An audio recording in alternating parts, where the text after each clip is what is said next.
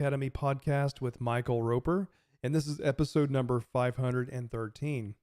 So, welcome to the Smart Buildings Academy podcast. Today's episode will be about strategies for dealing with undersized chill water plants. And all information that's covered in this episode can be found on our website at podcast.smartbuildingsacademy.com/513. Okay, so in this episode today, we're going to be diving into strategies for dealing with undersized chill water plants. This might be one of the most common and frustrating challenges that a lot of us see out in the field. I'm sure all of us have at least had one project that's had an undersized chill water plant, and we've had to deal with that not keeping up with the building load. So we're going to explore some short-term, medium-term, and then also some long-term solutions that you can apply. Whether you're a technician, maybe on the owner side, you're an operator or an engineer or even a facility manager. So we'll cover a lot of these solutions that hopefully you can apply for your building or for your customer. So let's go ahead and jump right in and let's define what does undersized mean. That's what we're going to talk about first is what does undersized mean? So basically that means whenever our cooling capacity on our chill water system doesn't match the building's demand. Okay, so the building load is demanding more than what we can produce in our capacity of our chiller and our cooling towers. Okay, now this might show up on peak weather. Maybe it only shows up in the summertime during, certain times of the day or during heat waves, or it could even show up during peak occupancy events. Okay, think about an auditorium. When a big crowd gets in there and generates heat and builds up that heat load in that space, maybe that wasn't considered during the design phase. I don't know. So that could be an issue too. Sometimes it could be just seasonal. Okay, sometimes it could just happen in the summertime, or it can happen chronically all the time, even in the wintertime. The building operators have to wrestle with this issue, and it's always going to be there. Okay, so that kind of defines what undersized means and the different, variables in that undersizing. So now let's talk about some causes. What causes undersized conditions in a chill water plant? Well, number one, and a lot of us are probably thinking about this, one of the major cause is poor design. So maybe the design engineers miscalculated or underestimated the true load of the building. Maybe the vendor also didn't select correctly what the design engineer had on the mechanical plans. Maybe the vendor used 50% drawings and not for construction drawings, and they were using the wrong variables when they did their equipment selection. So that could be an issue too as well. The next one cause could be like building growth. A lot of times in a commercial building, we're going to have renovations and also tenant changes, especially in these office buildings. So this changes often to increase the load conditions without plant upgrades. So without putting in a new chiller. If you're going to introduce a new heat load to an existing space where it's going to increase the heat load, that's going to demand more capacity from the chiller. And if the new chiller is not upgraded or connecting or adding a new chiller, that's going to have an issue there. Okay. Another one is deferring upgrades in general. So maybe you have an older chiller, and over time, as we all know, the chillers are going to lose their efficiency, and that can also look like they're losing capacity to cover the building load. Okay, so as the plants age, the customer is not upgrading the equipment. Okay. The last one is like operational issues too as well. So keeping up with the maintenance of the plant. Sometimes the plant might not be truly undersized. It might be designed correctly and the right piece of equipment's there to meet the capacity. It just operates like it is messed up because we have a poorly maintained cooling tower. Maybe the basins haven't been maintained and cleaned out. Maybe the tubes haven't been brushed in the chiller. Just maintenance items like that can make it look it can make it operate inefficiently, number one, and then look like it's undersized, even though it's not. Okay, so those are some causes too, very important as well. Let's transition now to the consequences of undersized plants. This is what happens if we don't take action to something that might be undersized. The first one we're going to see, obviously, is comfort complaints from the tenants, right? So occupants are going to be the first to notice this change, and they're going to complain whenever their space gets hot. They don't want to work in spaces that get hot. That's going to be a consequence of an undersized plant. Also, another one is equipment stress. So if you undersize it, that means it's going to be working on full load conditions all the time. So you're stressing that equipment out, and then you're going to shorten the lifespan of the equipment, and then that's going to trigger a replacement cost.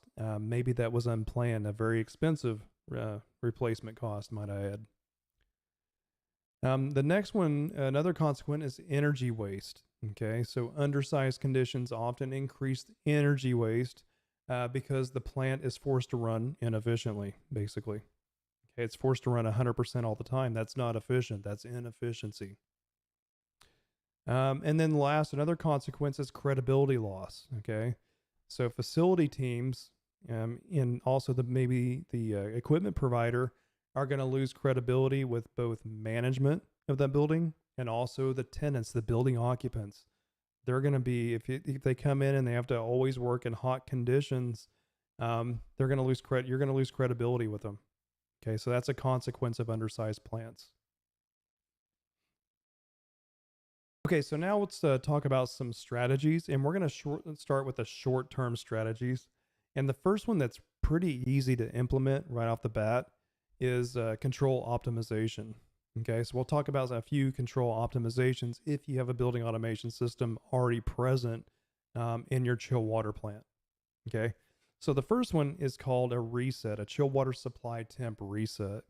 So you can often squeeze performance by using this, by using a supply temperature upwards. Okay, so we're going to reset it upwards when conditions allow. So if we're going to be polling all the spaces, okay, if we have a zone temperature sensor in all the spaces and it's maintaining set point for a predetermined time frame, okay, that means we could probably reset the chill water supply temperature up, okay? Or if we're economizing, we're using free cooling to bring in fresh air or cool air into the building, and we're maintaining that set point, well, we can reset that supply temperature on the chiller now and lessen the load on that chiller, okay? Another one we can do is demand-based staging. Okay, a lot of times people stage chillers based on a schedule. Maybe it's like a lead lag schedule, but you can also do it on demand. Okay, so if we're looking at the conditions of the supply temperature, it's maintaining that supply temperature for a certain predetermined time frame. All the zones and the spaces are maintaining their set points too as well. So that could trigger an event to where we might be able to stage a chiller or even bring a chiller offline if we have multiple chillers set up. So we could do that based on demand, not just a schedule. Okay, so doing that ahead of time can not only save money, but also reduce stress on the chillers. Okay, next we have, pump differential pressure resets. So just make sure your pumps have VFDs on them and you're controlling that with your pressure resets so you're not wasting energy on pumping. All right, so we might not need to have it at a full 10 psi. We might, if the building's keeping up with its load conditions, we might be able to drop down on the pressure, on the loop pressure a little bit more because the building's not demanding that at this time. Okay, so that's going to save energy on your pumps. It can also increase the lifespan of that mechanical device over time too. Okay, so those are some optimization techniques we can do with building automation and controls. Another one, short-term strategy is called load prioritization. Okay, what's a priority in your building and what's not? All right. And now this is a short-term strategy. This is a temporary strategy. This should not be a permanent strategy to do here. Because obviously we're going to be looking at critical loads first, okay? So we need to focus on what matters most, and that's going to be our critical spaces. So these are going to be things like operating rooms, okay? This could be a laboratory area. Could be the library where you don't want to damage the books with too much humidity. Data centers, those are going to take priority, okay? And then we can shed the load, or we can raise set points. That way it'll help shed the load on non-critical areas. Okay, non-critical spaces that have building loads, like an office or a conference room, especially if they're not being occupied all the time, like the conference rooms. You might want to put, maybe not unoccupy that space, but maybe do like an unoccupied standby. Maybe just lower the set point a little bit. That way it doesn't take too long once it gets occupied to bring it back up to set point. Okay, so you can do some things like that to help shed some of that load on that chiller. Now, obviously, when we're prioritizing and shedding loads, we need to communicate this with the customer, obviously. So just make sure the stakeholders know some spaces might be warmer than others due to this issue. Now, like I said before, this is a short-term strategy, and it should only be done really because you're sacrificing tenant comfort levels at this point, okay, potentially in some of these spaces. Another short-term strategy is called thermal pre-cooling, okay? So we can pre-cool the building at night. So buildings really act like thermal batteries. So you can pre-cool them during the night when the loads are lower. So think about the summertime when the sun goes down, the temperature drops. Then we might be able to lower, actually we can lower that, the building load faster, obviously when the conditions are better on the outside air temp. Okay, so at night you can do some night setback, and you can do some pre-cooling at night. That way, whenever the tenants come in the morning, that building is pre-cooled, and it'll act like an insulator throughout the rest of the day to help that. So it helps ride through the hottest parts of the day. It's also a smart way to reduce daytime peaks when the plant is at its limit. Okay, so it can help with that too as well. But this requires solid BAS scheduling, but it can make a difference too as well. So just make sure you're maintaining the schedule on your building automation system to meet those conditions. Okay, so that was kind of like with scheduling. Let's talk about another short-term strategy, and this is going to involve pump and flow optimization. This has to deal with the flows throughout your plant. So number one, we need to balance the system flow. So often plants lose capacity simply because water isn't moving where it should. Okay, so we need to make sure that we're not, starving the system in certain areas that shouldn't be. So system balancing ensures that one area isn't hogging all the flow while others starve. Okay, and that might need to include, an inspection or maybe a water balance, a test and balance type thing. So bringing in the test and balance agent to just make sure our system is balanced out on the flows will help out too as well. Another one is make sure we have realistic differential pressure set points. So check the differential pressure set points. If you have too high a differential pressure set points, that wastes capacity. So we don't want it too high. You don't want it, over 10 for sure. But too low might cause some complaints. Well, when I say 10, just make sure you read the spec, of course. Too low can cause complaints because they're not getting cool enough. Also watch for the three-way valves bypassing flow. Sometimes they can rob the system of usable cooling as well. So eliminate that bypass waste and make sure that the building's getting the flow that it needs. Okay, so now those are some short-term strategies, some things you might be able to do immediately. We're going to get into some medium-term strategies, and these might involve an investment. You're going to have to plan these out because this might take an addition to the build or to the HVAC system. Okay, so number one, retrofit and control. Retrofit the control system and the mechanical equipment is one of them we can do. So with some budget, if you have some budget money in your budget, retrofits can unlock some hidden plant capacity. So we might be able to add some VFDs for pumps and towers to get finer control of those pumps and the cooling towers. Okay. Also optimize the condensing water loop. Okay. Better condenser water sequences improve chiller efficiency. You can do things like making sure that the tower fan might have a variable speed drive Maybe before it just had a 3-stage fan on it, and now you want to put a VFD on it.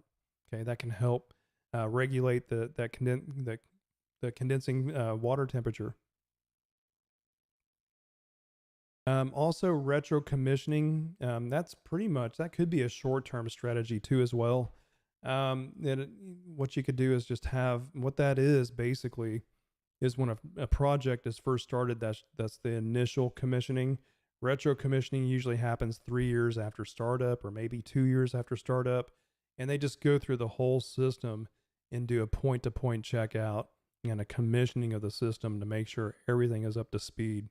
And sometimes, believe it or not, this often reveals 10% more in capacity that there was there all along. And it was just hidden by poor control and maybe poor maintenance too, as well. That was happened in the past. Okay, you might even discover overrides and things like that that shouldn't be there. Okay, we're going to get into another medium-term strategy, and this is going to be like supplemental cooling. So this is like if our primary chill water system is not keeping up or undersized, maybe we can introduce some supplemental cooling. Maybe this could be equipment or control strategies. So the first one that we could do that's kind of like a band-aid to put on it, really, and it could be a temporary solution, is a portable chiller or a rental chiller. Okay, so these are temporary cooling. So portable air-cooled chillers, they're common in some buildings and sometimes for peak summer coverage. You might have to do that. Just rent a chiller. There's people that do that. There's companies that will just rent a chiller through summertime if you only need it in the summertime. If you don't have it in your budget, or maybe not enough room in your plant to put another chiller, you could do that method. Usually these are going to be like air-cooled chillers, and they hook them up to your existing chill water system. Also, we can do DX units just for hot spots. So like we said before, there might be just some areas that are having this issue with heat loads or not meeting up with their loads. So what we could do is put a DX unit. You can put a split system or a mini split, maybe even a VRF system, to take the pressure off the main plant and to solve those problem areas that you have within your building. Now, like I said, these are not permanent fixes really per se. It's not a long-term strategy. It's a medium-term, maybe even could be considered a short-term strategy. But these are useful stopgaps that'll help resolve the issues immediately until upgrades happen, until you guys can plan in your budget for an equipment replacement or an equipment addition to your HVAC system. Okay, another medium term strategy that I like, that I think is really nice to have, is called ice storage. So energy storage lets you shift the load away from peak periods. Okay, so think about the summertime, maybe around towards 4 o'clock in the day, 5 o'clock in the day, when it's the hottest part of the day. That's when your ice storage is really going to help out. So ice storage or chill water tanks store capacity when the loads are low, like overnight. So usually you're going to make ice in these big storage tanks overnight, and it's going to be wrapped around with a chill water loop that's introduced to it. And then during the hottest part of the day, you can discharge that storage and take the stress off the chill water plant. Okay, so all that ice that you made up all night, that water is going to circulate through it, and it's going to have that heat transfer introduced to the main chill water plant. Okay, so ice storage, chill water tanks, those are great to do as well. Also, some peak load shaving, that also works too as well. You might want to raise the set points during peak hours to get out of those peak demand rates from your utility companies. Okay, so that all has to do with energy storage, and that might be when you want to start using that energy storage, is definitely during the peak load times of the day. That way you get away from those high rates that they're going to charge you. Okay. All right, another strategy we can do that's a medium-term strategy is called load reduction. So these are envelope upgrades. So reducing the building's demand helps more than trying to squeeze every drop from the plant. Okay, so we need to look at what we can reduce from the building demand. Okay, So envelope improvements like shading, okay, maybe on a window, or films keep the heat out. You look at a lot of these buildings today and they look great. They look really nice. They got windows that cover everything. A lot of times they're not going to, you might need to upgrade the shading that's on those windows. Even a little bit of that sunlight will help that building load a little bit. Okay. Switching to LED lighting and scheduling plug loads cuts the internal heat gain. Okay, so those LED lights do put off some heat, so that might be something that could be useful. Make sure you have your lighting controls on there. That'll also save energy. And then also occupant behavior. So basically educate your customers, or your not customers, your occupants. Turning off unused equipment helps reduce peak load. You know, if you have a timed override push button in the conference room, but you're only going to go in there for a few minutes, you know, you might encourage them, you know, you don't have to push the button if you're just going to have like a 3-minute meeting. But if you're going to be in there long, because it's got maybe a 1 hour minimum on time, and, you know, if you're only going to be in there for 5 or 10 minutes, maybe not override occupancies. Okay, that's just one example. Maybe you can think of more on that, but educating the tenants will help that too as well, and also reduce that that building load potentially. Okay, so now we're going to talk about, now we talked about the short term, the medium term. Now let's get into some of the long term strategies. And these are probably going to be the most expensive. So eventually, many facilities will need to expand their chill water plant. Okay, that includes the pumps, the chiller, the heat exchanger, if you have that in your system, which is another nice way to increase your capacity. And also your condensing water loop with your cooling tower. If you have a water type system, if you have an air cooled chill water system, obviously that's all contained in one unit. So adding chillers is a long-term strategy that also takes budget, and it also takes planning and agreement from, you know, the financial parts of your business to add another chiller. That can mean adding another chiller or building modular capacity for flexibility, things like that. When planning, look beyond just the initial cost, evaluate the life cycle return on investment. Okay. So whenever you're putting in a new chiller, make sure it's an efficient chiller, and we get some payback on that investment. And that payback on investment is usually going to come through energy savings from what you're currently getting at the current time from your baseline. So make sure we're at least getting a return on our investment, not only on energy, but also keeping good employees within your tenants. If your tenants are always getting hot, they might be looking at other places to go work at. Okay. So that's a big issue too that a lot of people overlook. It's not just comfort cooling, it's also keeping the talent in these companies to come back to work. Okay. And as always, consider redundancy for mission critical spaces. Okay. So, you know, you might not have redundancy right now. You might not have a backup chiller in case one goes down. That might be something we want to plan for in the future.